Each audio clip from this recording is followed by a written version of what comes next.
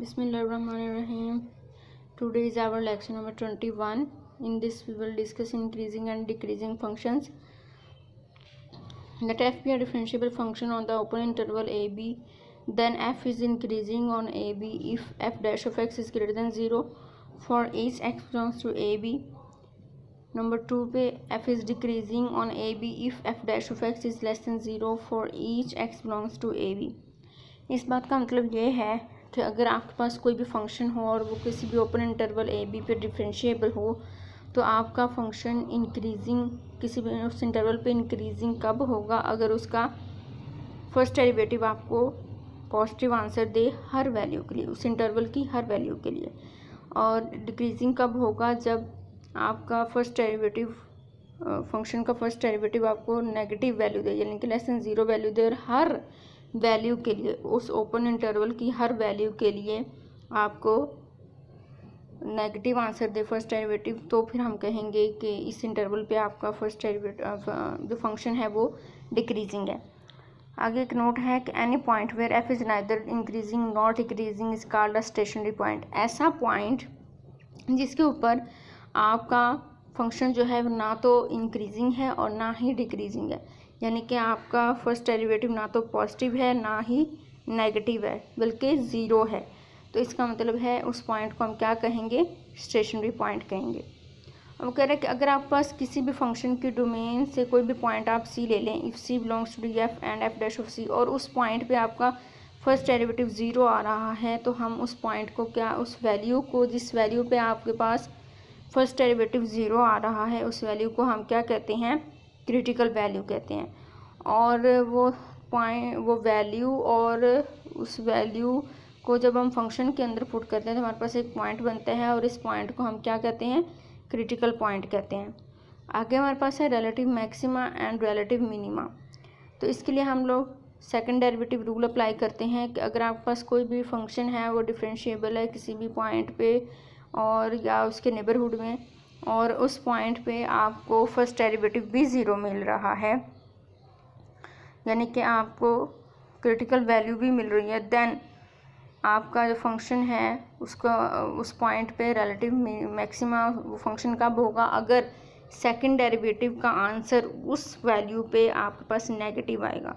अगर second derivative का answer negative आएगा तो रिलेटिव मैक्सिमा होगा, और अगर सेकंड डेरिवेटिव का आंसर उस वैल्यू पे पॉजिटिव आएगा तो रिलेटिव मिनिमा होगा उस पॉइंट पे। आगे हमारे पास है एक्सरसाइज 2.9। इसमें क्या कहा गया क्वेश्चन नंबर 1 में, determine the intervals in which F is increasing और decreasing for the domain mention in each case. यानी कि हर क्वेश्चन में, हर क्वेश्चन नंबर 1 के हर पार्ट में आपको फंक्शन दिया गया होगा और डोमेन दी गई होगी। आपने बताना है कि इस डोमेन की किन वैल्यूज़ पे फंक्शन इंक्रीज़ कर रहा है और किन पे डिक्रीज़ कर रहा है। तो सबसे पहला क्वेश्चन हमारे पास है f of x equal to sine x, और आपके पास इसके लिए जो डोमेन दी गई है वो -π से π दी गई है। तो अगर हम एक कार्टेशियन प्लेन बनाएं और उसके 4 क्वाड्रेंट्स होते हैं, आपको पता है किसी भी कार्टेशियन प्लेन के, तो -π से π अगर हम देखें तो ये एंटी क्लॉकवाइज हमें चलना पड़ेगा -π टू π तक, तो चारों क्वाड्रेंट्स हमारे पास आते हैं। तो इसके लिए हम लोग क्या करेंगे, सबसे पहले हमने ये देख लिया कि हमारी डोमेन किस तरह से बन रही है, और उसके बाद हमारा फंक्शन क्या है, f x equal to sine x, और एफ डैश ऑफ एक्स, इसका हम फर्स्ट डेरिवेटिव लेंगे इंक्रीजिंग डिक्रीजिंग करने के लिए, चेक करने के लिए, और इसका फर्स्ट डेरिवेटिव हमारे पास आया कॉज एक्स। उस फर्स्ट डेरिवेटिव को आप 0 के इक्वल पुट करें तो हमारे पास आंसर्स आ रहे हैं कॉज एक्स इक्वल टू 0, और आपको पता है कॉज किस किस वैल्यू पे 0 होता है, किस किस एंगल पे, एक -π/2 पे और एक π/2 पे 0 होता है। तो अब हम अपने जो हमारी डोमेन है वो है -π से π, तो हम इसको सब इंटरवल्स में डिवाइड करेंगे, यानी कि -π से -π/2 तक, फिर -π/2 से π/2 तक एक इंटरवल बनेगा और एक इंटरवल बनेगा π/2 से π। अब आप लोग सोच रहे होंगे कि ये इंटरवल हमने कैसे बनाने हैं। आप देखें यहाँ पे हमारे पास जो डोमेन है वो स्टार्ट हो रही है -π से, और हमारे पास जो एंड पॉइंट्स हम यानी कि जहाँ पे हमने ब्रेक करना है अपने इस डोमेन को, वो है -π/2 और π/2 पॉइंट्स। तो इसका मतलब है पहला हम -π से स्टार्ट करेंगे और -π/2 तक पहला इंटरवल बनेगा और दूसरा इंटरवल बनेगा -π/2 टू π/2 और तीसरा इंटरवल बनेगा π/2 टू π। तो इन इंटरवल्स पे हम चेक करेंगे कि किस किस इंटरवल पे हमारा फंक्शन इंक्रीज़ कर रहा है, किस पे डिक्रीज़ कर रहा है। फॉर इंक्रीजिंग पुट f', हम इंक्रीजिंग चेक करने के लिए हमारा जो फर्स्ट डेरिवेटिव है उसको ग्रेटर दैन 0 रखेंगे और फर्स्ट डेरिवेटिव का आंसर हमारा cos x था, cos x ग्रेटर दैन 0, यानी कि वो तमाम वैल्यूज़ जिनमें हमारा cos जो है वो पॉजिटिव होता है वहाँ पे हमारा फंक्शन इंक्रीजिंग होगा। और आप लोगों को पता है कि हमारा cos x जो है कोसाइन फंक्शन वो फर्स्ट और फोर्थ क्वाड्रेंट में पॉजिटिव होता है। तो अगर आप पीछे देखें तो हमारे पास -π/2 टू π/2 जो है वो बनता है, फर्स्ट और फोर्थ क्वाड्रेंट्स आते हैं इसमें, -π/2 टू π/2, तो इसलिए ये हमारे पास क्वाड्रेंट आएगा for increasing function. For decreasing के लिए हम अपने फर्स्ट डेरिवेटिव को लेस दैन 0 रखेंगे और इसमें cos x लेस दैन 0, यानी कि वो तमाम इंटरवल्स जिनमें हमारे पास cos नेगेटिव होता है वो यहाँ पे आएंगे।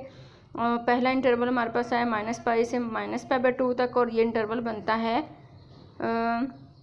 ये क्वाड्रेंट बनता है थर्ड क्वाड्रेंट। और इसी तरह दूसरा इंटरवल आएगा π/2 टू π और ये आपके पास बनता है सेकंड क्वाड्रेंट। तो इसका मतलब है सेकंड और थर्ड क्वाड्रेंट्स आपके पास यहाँ पे बनेंगे, इंटरवल्स आएंगे, क्योंकि हमारे पास वहाँ पे cos नेगेटिव होता है। तो इस तरह से हमारे पास क्वेश्चन नंबर 2 है। क्वेश्चन नंबर 2 में हमने एक्सट्रीम वैल्यूज़ फाइंड आउट करनी है। एक्सट्रीम वैल्यूज से मुराद minimum values and maximum values. Minimum maximum values find out करने के लिए हम लोग रिलेटिव मैक्सिमा और रिलेटिव मिनिमा फाइंड आउट करेंगे और उसके लिए हमें यहाँ पे सेकंड डेरिवेटिव तक कैलकुलेट करना होगा। तो गिवन फंक्शन हमारे पास है f(x) = x² - x - 2। First derivative calculate किया तो 2x - 1 आया, इसका सेकंड डेरिवेटिव कैलकुलेट किया तो वो 2 आया। अब हम फर्स्ट डेरिवेटिव को 0 के इक्वल रखेंगे, जो आंसर आएगा उसको हम डबल डेरिवेटिव में पुट करेंगे और वहाँ पे देखेंगे कि जो डबल डेरिवेटिव में पुट करने से आंसर आ रहा है वो पॉजिटिव है या नेगेटिव है। अगर तो आंसर पॉजिटिव हुआ तो फिर रिलेटिव मिनिमा होगा और अगर नेगेटिव हुआ तो रिलेटिव मैक्सिमा होगा। जी हमारे पास सेकंड डेरिवेटिव है f'(x) = 2। तो इसके अंदर जब हम x की जगह पे 1/2 पुट करते हैं तो हमारे पास 2 ही रहता है, क्योंकि आंसर है डबल डेरिवेटिव का 2, कांस्टेंट आंसर है, तो आप जो भी मर्जी वैल्यू पुट करें उसमें 2 ही रहना है और 2 एक पॉजिटिव नंबर है। इसका मतलब है आपके पास डबल डेरिवेटिव ग्रेटर दैन 0 है। So f(x) has relative minima at x = 1/2। अब हम मिनिमम वैल्यू भी निकालेंगे और वो मिनिमम वैल्यू हमें कैसे मिलेगी, इसी 1/2 को हम अपने फंक्शन के अंदर, जो ओरिजिनल फंक्शन हमें क्वेश्चन में गिवन है उसके अंदर पुट करेंगे।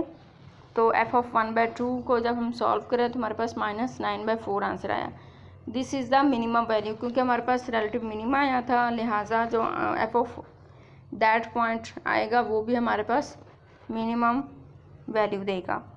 तो f(1/2) का आंसर है -9/4 which is the minimum value. आगे हमारे पास है question number 3, find the maximum and minimum values of the function defined by the following equation in the interval. आपके पास जो डोमेन है वो 0 to 2 क्लोज्ड इंटरवल है, यानी कि क्लोज्ड इंटरवल का मतलब होता है एंड पॉइंट्स भी शामिल हैं, यानी कि 0 से लेकर 2 तक, यानी कि चारों के चारों क्वाड्रेंट्स आपके पास शामिल हैं और फंक्शन आपको गिवन है sin x + cos x। तो हमें पता है कि मैक्सिमम और मिनिमम वैल्यूज़ के लिए हम लोग सेकंड डेरिवेटिव कैलकुलेट करते हैं। तो सबसे पहले हमने इसका फर्स्ट डेरिवेटिव लिया तो cos x - sin x आया, उसके बाद सेकंड डेरिवेटिव लिया तो -sin x - cos x आ गया। उसके बाद हम फर्स्ट डेरिवेटिव को पुट करेंगे 0 के इक्वल और यहाँ से हमारे पास tan x = 1 आएगा और इसका मतलब है कि tan की वो तमाम वैल्यूज़, वो एंगल्स 0 से लेकर 2 के अंदर, इस डोमेन के अंदर वो तमाम एंगल्स जिन पे आंसर 1 आता है, एक तो π/4 पे यानी कि 45 पे एंगल tan π/4 आंसर 1 आता है और एक 5 π/4 यानी कि 225 डिग्री पे आंसर आपको 1 मिलेगा। लिहाजा यहाँ पे हमें x की 2 वैल्यूज़ मिलती हैं, एक π/4 और एक 5 π/4। इन दोनों वैल्यूज़ पे हम बारी बारी चेक करेंगे कि हमारे पास मिनिमम वैल्यू कहाँ आती है और मैक्सिमम कहाँ आती है। सबसे पहले हम 5/4 को लेंगे और उसको डबल डेरिवेटिव के अंदर पुट करेंगे। तो जब हमने पुट किया तो आंसर हमारे पास आया -√2। और यू नो कि ये एक नेगेटिव वैल्यू है, इसका मतलब है कि हमारे पास f has relative maximum at x = π/4। अब इस तरह से हम मैक्सिमम वैल्यू भी निकालेंगे और इसी π/4 को हम पुट करेंगे अपने फंक्शन के अंदर। तो वहाँ पे जब हमने पुट किया तो आंसर हमारे पास आया √2 which is the maximum value. इसी तरह से 5π/4 को हम पुट करेंगे अपने डबल डेरिवेटिव के अंदर, वहाँ पे आंसर हमारे पास आया √2 which is the positive number. और इसका मतलब f has relative minima at x = 5π/4। now put this value in your function। तो यहाँ से हमारे पास आंसर आएगा f of 5π/4 is -√2। तो हमारे पास ये है मिनिमम वैल्यू। तो ये हमारे पास आगे इसकी एक्सट्रीम वैल्यूज़। इसी तरह से हमारे पास क्वेश्चन नंबर 5 है, show that y = x has a maximum value at x = 1/e। हमने प्रूव करना है कि y = x has maximum value, इसका मिनिमम वैल्यू सॉरी। तो मिनिमम वैल्यू शो करने के लिए हम ये साबित करेंगे कि डबल डेरिवेटिव का answer at x = 1/e is greater than 0। Positive answer आ रहा है डबल डेरिवेटिव का। तो उसके लिए हम y = x² का डबल डेरिवेटिव लेंगे। यू नो यहाँ पे फंक्शन की पावर फंक्शन है और इस तरह के क्वेश्चंस का डेरिवेटिव लेने के लिए हम लोग दोनों तरफ नेचुरल लॉग अप्लाई करते हैं।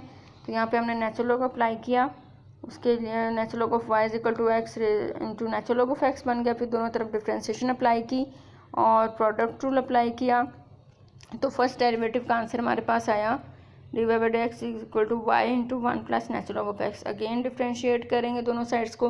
तो यहाँ पे अगेन हम लगाएंगे प्रोडक्ट रूल। तो y एज इट इज़ आ जाएगा और dy/dx of 1 + natural log of x + 1 + natural log of x as it is और dy/dx हो जाएगा। तो dy/dx की वैल्यू जो हमने पीछे कैलकुलेट की थी वो हम यहाँ पे पुट करेंगे। तो हमारे दोनों में से y कॉमन ले लेंगे तो 1/x + 1 + natural log of x का स्क्वायर हो जाएगा। और उसके बाद y की जगह पे हम जो वैल्यू हमें गिवन थी x² वो पुट करेंगे। और उसके बाद x की जगह पे यहाँ पे सेकंड डेरिवेटिव के अंदर हमें जो वैल्यू गिवन है वो पुट करेंगे x = 1/e। तो 1/e जब हम पुट करते हैं तो हमारे पास इसको सॉल्व करते हैं 1/e की पावर 1/e इंटू 1/1/e हो जाएगा +1 + नेचुरल लॉग ऑफ 1/e का होल स्क्वायर हो जाएगा। जहाँ जहाँ x है वहाँ वहाँ हमने 1/e पुट किया।